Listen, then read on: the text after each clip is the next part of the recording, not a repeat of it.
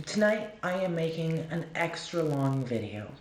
It is going to be over 20 minutes, and I want to thank you in advance for sticking around or for bookmarking and coming back to it.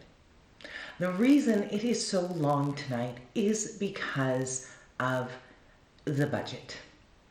There is a lot to get into. There is a lot that is not being discussed. And I want to make sure that each and every one of you know what is actually said in that document. I also want to take a couple of minutes to discuss how fragile Canada's democracy is right now. We're going to get to that after we dig into the budget. So again, thank you for being here tonight. First things first, there is nothing new in the budget saving any of you any money. That is, unless you are in the market for a private plane or a luxury yacht. If you are, you save 10%. If you are not, there is no new money that has not previously been announced in this budget for you. The $848 that the average family will receive, 20 million families, whatever number the Liberals keep talking about, that was announced in the election. That is not new. Renovations at the Darlington plant, not new. Nothing new for anybody other than the amount of debt that we will all incur thanks to this budget. I do have notes that I want so that I stay directly on topic and get you exact quotes from the budget, because I read the entire budget cover to cover. So first things first, the first 20 odd pages of the budget had graphics, color graphics, graphs, and all of the taglines that you hear the Liberals spouting about the budget are in those first 20 pages. Unfortunately, the 460 some odd pages after that contradict every single one of those slogans. Let's start with jobs. So the public service is going to be cut, not through cuts, but through attrition. What attrition means is that as people retire, we aren't rehiring them. Now that sounds good on paper. However, and I think that a lot of over 50-year-olds out there in the job market will tell you this, there is knowledge and experience that cannot be replaced by one Gen Z. It is not equivalent one Gen X to one Gen Z. That is not how it works. Because 30 years of employment is 30 years of experience doing that job, knowing how to get around things, getting things done. So I assume that part of the plan in this and why we have such a big spend on AI is AI will automate this. Now, given what we know about the CRA, for instance, and that 87% of their answers are incorrect when dealing with Canadians, it might not be the worst thing. However, it isn't the best. It just isn't. And for youth today, graduating from university, looking for these jobs, it is important that they be able to find jobs. Good jobs. So our government is saying, yes, we bloated the government and made a lot of people very financially secure. We're stopping that today. No more new hires. We will not give the next generation the same jump start, an equivalent pay, an equivalent lifestyle as we have given others. And that is savings. There are a million other ways they could have saved money. They chose to make it this. Moving on. Today, job numbers came out and the unemployment rate went down to 6.9%, down 0.2 points since last month. 67,000 jobs were created, 55,000 of those in Ontario. That is all good news. It was also all predicted here in the budget that there would be this little dip, and then it shoots up to 7.2%. So please enlighten me as to how this is a good thing. How is this a good thing that we know that unemployment is going to go up? And by this document here, they expect it'll be at 6.6 to 6.7% by 2027. That's winning? Is that doing well? I'm not sure on that one. Now, moving on, we have real GDP growth outlook. And here they are comparing it to the fall economic statement of last year. Remember everything that was and was not Chrystia Freeland. Where is she, by the way, as we pay her? So last year in November, the government, under the tutelage of Mark Carney, suggested that GDP for 2025 would be roughly 1.8%, and 2026 it would be 2.1%. Now, things have happened. Donald Trump has put on the tariffs and yada, yada, yada. However, 2025 is now looking to come in at 1% GDP and flat in 2026 at 1%. Here's the thing. If you're going to go and say to the public every single day, we are going to double our exports internationally, we are going to fund this government, we are going to do X, Y, and Z, and we are going to be richer for it, and then your budget has actual proof that you don't even believe that, because those aren't the facts. How are Canadians supposed to believe that? How are Canadians supposed to believe in you? The entire basis of this budget is, dear media, here are the first 20 pages. Please do not look past it. Because it is now 3 days later, and I have yet to hear anybody discuss what's deep inside the budget. Here, moving on, next, they discuss the growth in business investment, which was down 8% in Q2 of 2025, is projected to be down 13% in Q3, and Q4 another 7%. So they don't even expect that there is going to be investment. Now, the reason that Q4 number is lower is because they are comparing it to Q4 of 2024, where it wasn't as high. So it's just a shell game. It isn't actually growth. It's just comparing it to a lower number. That isn't winning for any Canadian. Moving on. Labor productivity level relative to Canada. These are our G7 partners. In 2023, the US was almost 50%, had a 50% higher productivity. Germany, the same. France, in the 40s. UK, 25%. Italy, 20%. Higher productivity than Canada. So all of this, that we are winning at the G7, we are the best at this in the G7, we are this, that, and the other in the G7. All of these countries have lower unemployment rates. All of them. They have higher productivity, lower unemployment rates. So what exactly is it that we're the best at in the G7? I think it's a good time to say I do love my country. I do not love outward lying in sloganeers. Things are bad. Let's tell it like it is instead of lying to Canadians.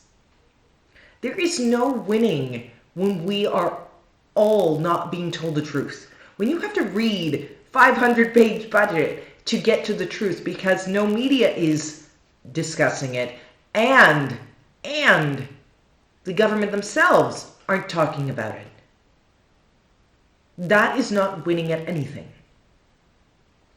Moving on, and I want to read this directly from the budget.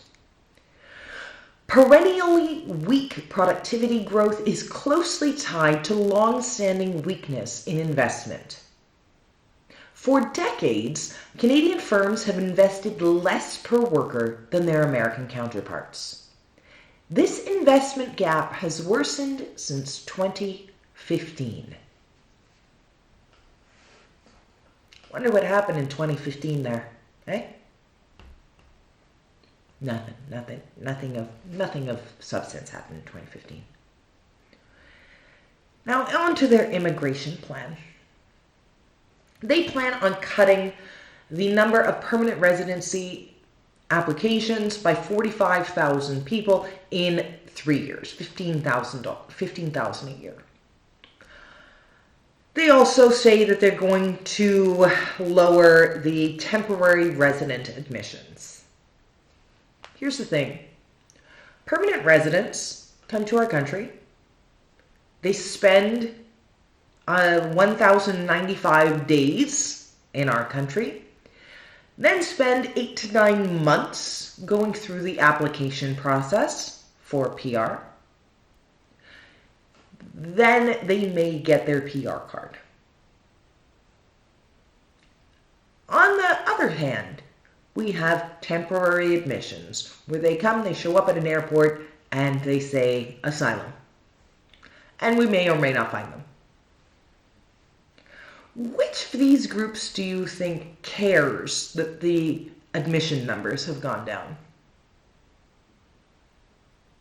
PRs come, work hard, and are the kind of immigrant that we have always had and always wanted. They are the ones with the education. They are the doctors. They are the nurses. They are the ones who come and build.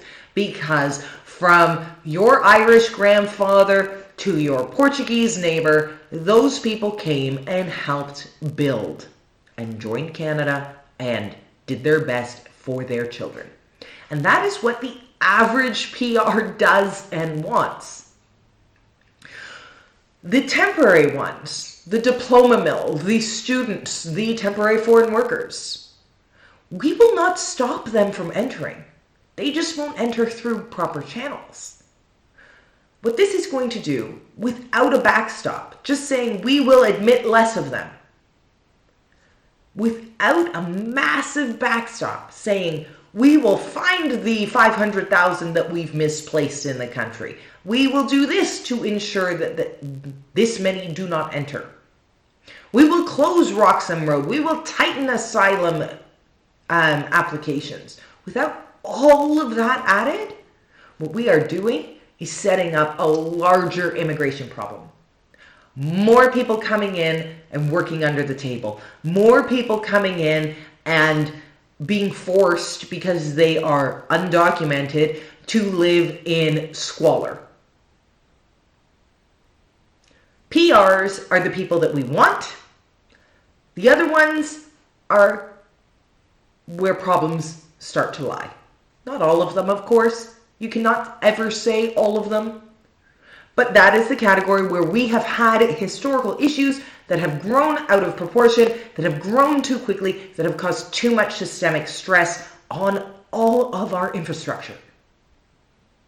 So to cut down on PRs seems counterproductive, and at the same time, it's dog whistling. It's, listen, we're cutting them out. Those PRs could be anybody from a spouse of somebody who has lived in Canada for more than 4 years and their children. It could be somebody's parent who comes so that the mother can go to work. We all know these immigrant stories. Not one of us can say that we don't know any immigrants, anybody who is first generation Canadian. None of us. So to go after the kind that we actually want is absolutely crazy to me. Absolutely crazy. And especially considering we just minted how many new Canadians who have never set foot in our country? Does not make sense. I can't make sense of it. If you can, you let me know in the comments. This made me laugh out loud. The headline of this blurb is "Canceling the divisive consumer carbon price." Who made it divisive? It was divisive for a good long time. But that wasn't the doing of anybody other than the Liberal government. Nobody told them to put this in. And then they go on in here to say it's a big win for them that as of April 2025, gasoline in most provinces and territories has gone down by 18 cents per liter. So, for years, the same people who are now backing Mark Carney voted to keep that in, called all of us who said that it was bad for budgets, for investment, for this, for that, the other, called us horrible humans who do not care about our neighbors, don't care about the environment, yada, yada, yada. And now it is a win for this Liberal government? Like we've all managed to forget? It's mind-blowing to me. Then there is the luxury tax, which is gone, which I'm sure will help some of Carney's friends. If you are in the market for a personal plane, go out and get one today. I'm not in the market for a personal plane or a yacht, so it doesn't really affect me. But if you are, that's where your savings are to be found in this budget. Now moving on. Will this budget pass? I don't know. There is a solid chance that this budget is going to pass because of people crossing the floor. And I've never agreed with people crossing the floor from Belinda Stronach to this week because they were elected as part of that party. Their constituents voted for that name because of the party that they represent. Very rarely does somebody say, I voted for XYZ because I think they are a stand-up guy. Some people actually do, and that's great, but most of us don't know our MPs like that. So when we go and vote, we're voting CPC, Liberal, NDP, Bloc, Green, however you vote. Floor crossers take that say away from Canadians. I have a list of 4 other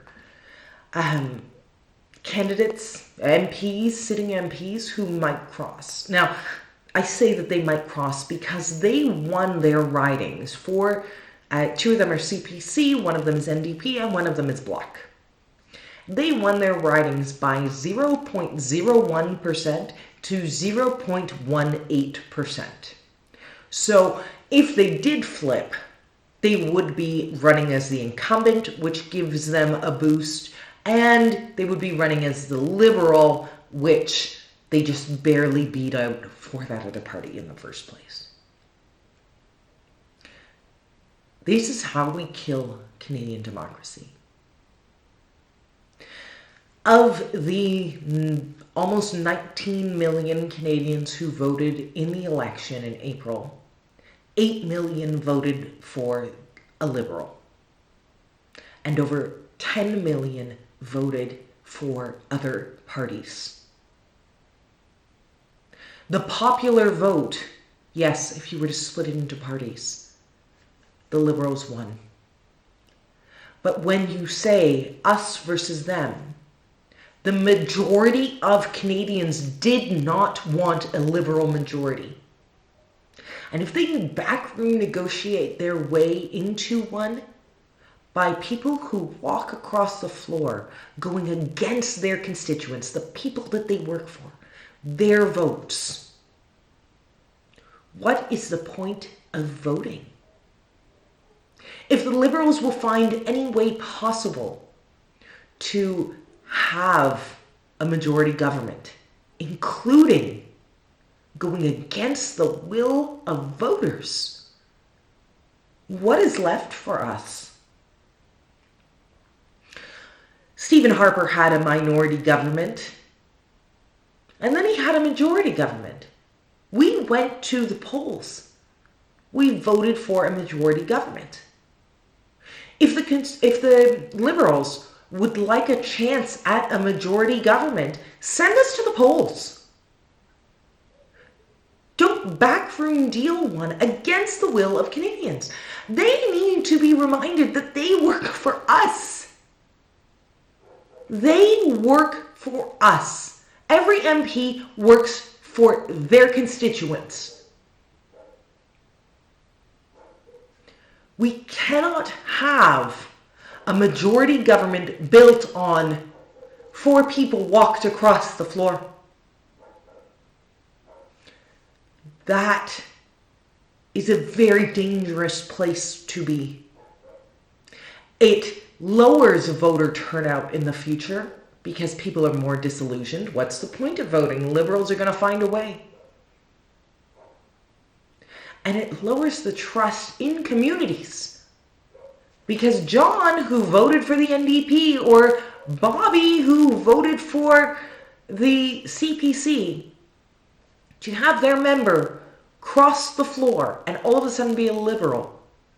And not to mention, they took money from these people as CPC, NDP, Bloc fundraising. They took money, they took time. Because the platform of the CPC is what these people believed in. This cannot continue like this.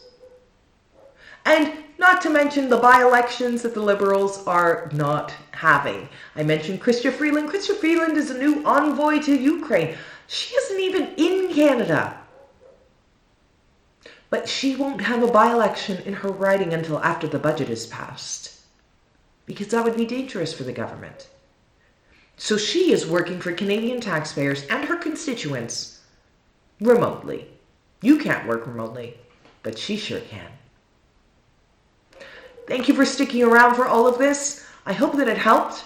If you have any questions, they're in the comments. And as always, have a wonderful weekend.